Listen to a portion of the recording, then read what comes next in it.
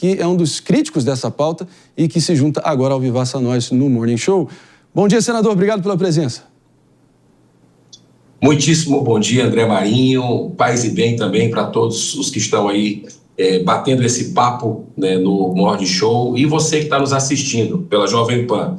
Realmente, o que a gente diz, Marinho, é que foi tirado de tempo ontem. Eles tentaram colocar ontem na pauta e foi uma polêmica muito grande dentro do plenário do Senado, esse facelamento, vamos dizer assim, da lei da ficha limpa, que pode ter algumas boas intenções ali dentro, mas no cômputo geral, me parece que é para peixes graúdos, como você colocou há pouco, voltarem ao cenário. E eu acredito que a partir do momento que se comete algum tipo de crime contra a administração pública, corrupção, vamos falar aqui o português, claro, eu acho que não deveria voltar era jamais para participar de eleição, porque é o dinheiro que sai da saúde, é o dinheiro que sai das estradas, né? É o dinheiro de quem paga imposto, e está cada vez, ainda mais nesse governo Lula, uma sanha de torrar o dinheiro de quem paga imposto nesse país, e a gente ontem conseguiu tirar de tempo. Eles vão tentar de novo,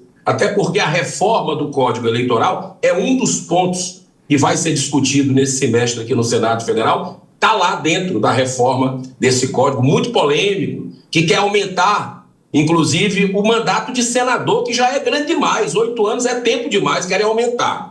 Então, para você ter uma ideia de como a gente está vivendo aqui, eu acho que foi uma vitória ontem, né? Nós tentamos adiar um requerimento meu, outro do colega Alessandro Vieira foi também para retornar para a Comissão de Constituição e Justiça, CCJ, e na hora que a gente colocou em votação o requerimento antes do mérito, eles viram que não tinha 41 votos. Eles estavam certos de que tinha 41 votos, mas houve ali dissidências e nós conseguimos essa vitória parcial da sociedade brasileira, que se mobilizou pelas redes sociais de forma ordeira, pacífica, como tem que ser, junto aos senadores. E eu acredito que a gente ganhou um tempo para, como o Morning Show está fazendo e cumprindo o seu papel na democracia, ou no resto de democracia que nós temos no Brasil, para a população entender o que está acontecendo com esse projeto e procurar participar mais, porque eles vão tentar de novo, ou nesse PLP 192 de 2023, que nós ontem conseguimos retirar de pauta, ou dentro da reforma do Código Eleitoral que está aí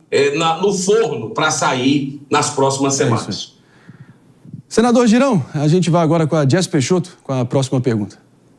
Senador, um prazer estar aqui com você nessa manhã. Senador, eu tenho 2 perguntas. A primeira delas esse PLP 192, ele é de autoria de Dani Cunha, do União Brasil, e filha de Eduardo Cunha, que foi presidente da Câmara e está inelegível até 2027, se eu não me engano. E que até tentou ser candidato, não ganhou nas últimas eleições à Câmara dos Deputados. Como que o senhor vê essa questão em relação à autoria do projeto? Se você acha que existe aqui uma possível confusão do papel de filha e do papel de advogar por uma causa que talvez seja maior do que a situação familiar e todo o caso ali do Eduardo Cunha, que foi um caso que repercutiu bastante no Brasil. E segundo, quais são os pontos que o senhor considera mais danosos dentro do PLP 192? Quais são realmente os malefícios que ele traz, para além de, talvez, na cabeça do nosso telespectador, ele não saiba qual que é a nuance mesmo, o que está acontecendo em específico que torna mais fácil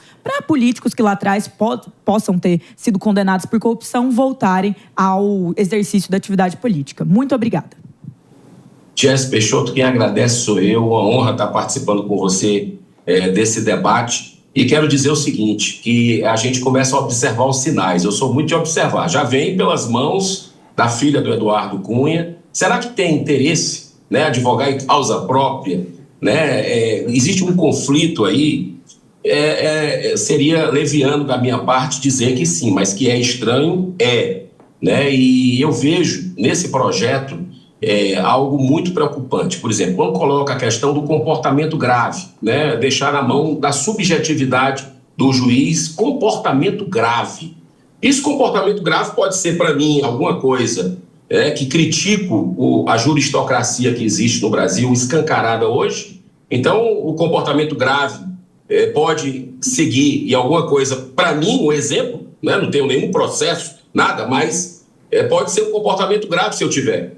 E para outro peixe graúdo, né, que está lá nos jantares com os poderosos de plantão, pode não ser comportamento grave, né? Então, assim, essa dubiedade vai beneficiar alguém. É o povo brasileiro, é a sociedade, Jéssica Peixoto, e você que está nos assistindo no Morning Show, que foi uma iniciativa dela, a lei da ficha limpa. Você lembra a mobilização que houve no país, inclusive nas ruas, né? Participação de milhões de brasileiros.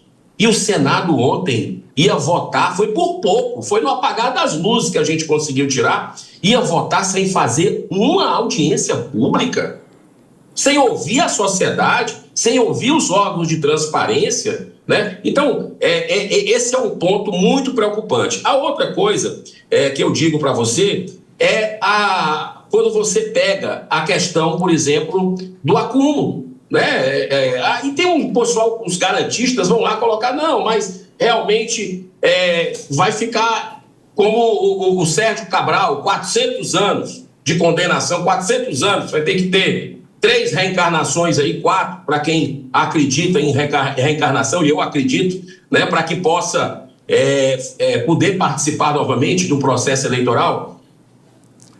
Veja bem, é aquela velha história, errou por crime contra a administração pública, tem que ficar, não pode voltar mesmo, entendeu? Então, assim, nessa vida, vamos dizer assim, eu percebo que a gente tem que fazer a legislação, e é assim que tem que ser feito, da regra para a exceção, e não da exceção para a regra. Então, o que a gente está vendo aqui nesse projeto realmente é uma manobra para trazer peixes graúdos aí conhecidos do brasileiro para, de novo, o processo eleitoral. Isso não é correto. Senador Girão, eu sempre prezo aqui, a nossa bancada também, a sempre ter honestidade intelectual e o mínimo de clareza moral em relação ao que está acontecendo. A sensação que fica de um PL como esse é de que para o cidadão comum valem os rigores, enquanto para a classe política valem os favores. Certamente não é a ação que vai ajudar a recuperar a imagem do parlamento junto à sociedade brasileira. Eu acho que o teu posicionamento, mesmo que indo de encontro a vários aliados seus no seu campo político, chega a ser corajoso e merece ser exaltado aqui. Fala por mim. Mas vamos ouvir aqui o nosso Felipe Monteiro, nosso PP, com a próxima pergunta, senador. Senador, bom dia. Eu tenho uma posição um pouco diferente de você, me permita discordar. Eu falo por quê, né? Eu acho que a lei de ficha limpa tem alguns pontos muito ambíguos e muito ruins. Um deles é exatamente o prazo, né, que começa a contar a inelegibilidade, né? Então há uma insegurança jurídica gigante. Eu lembro que antigamente se contava a partir das eleições. Depois passou a se contar a partir da decisão transitada em julgado. Ou seja, há uma certa insegurança jurídica no cálculo de quando começa o prazo da inelegibilidade. Então, eu acho que é função do parlamento consertar essa distorção.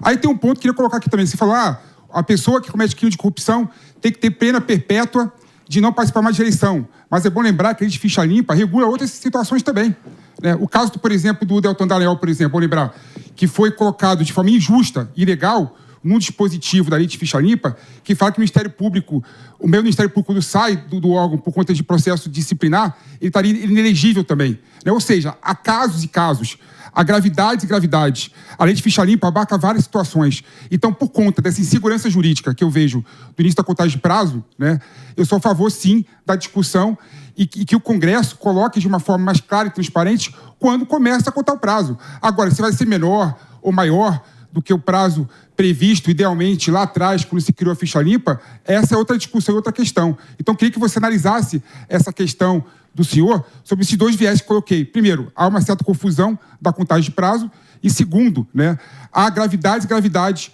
na lei de ficha limpa, mas o prazo é o mesmo de 8 anos, até 12, né? Dentro dessa forma, Felipe, é um prazer estar também conversando com você, acompanho o seu trabalho. Veja bem, o que a gente precisa entender você falou a palavra-chave, discutir. Sem uma audiência pública, sem ouvir o espírito daqueles que vieram participar, que foi uma ação, uma iniciativa popular, por que a toque de caixa fazer isso? Né? Assim, esse é o primeiro ponto que a gente precisa analisar. A questão do prazo, e eu concordo com você, é o único ponto que eu acredito que cabe ali deixar mais claro, né? Porque a gente não pode fazer, como eu disse há pouco, da regra, tem que fazer a legislação da regra para exceção. O caso do Deltan Dallagnol, vamos combinar, aquilo é uma injustiça sem precedente, é uma caçada, foi uma vingança do sistema, hoje regime, contra o Deltan Dallagnol, que colocou políticos poderosos, empresários poderosos, junto com outros servidores públicos exemplares, cumprindo a lei, cumprindo os prazos, que hoje nós não estamos vendo nem no STF, nem na PGR, né? Nesse processo aí dos autos golpistas, entre aspas, né? Com pessoas com bandeira, com bíblia e com batom. Então, o que eu vejo é que o caso do Deltan foi uma exceção, mas ele não foi punido por corrupção.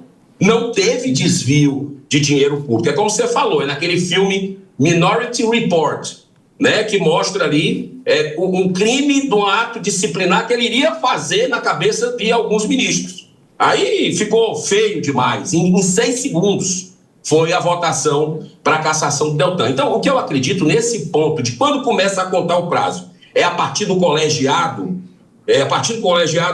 definiu e o recurso dele vai, a partir do trânsito de julgado, volta a contar o prazo, vai desde o início. Como é que fica isso? Aí tudo bem, vale discussão, mas discussão. E não para um casuísmo, porque nós estamos à véspera da eleição, beneficiar sabe lá quem, né? Mas a gente tem que estar aqui para defender o interesse da sociedade.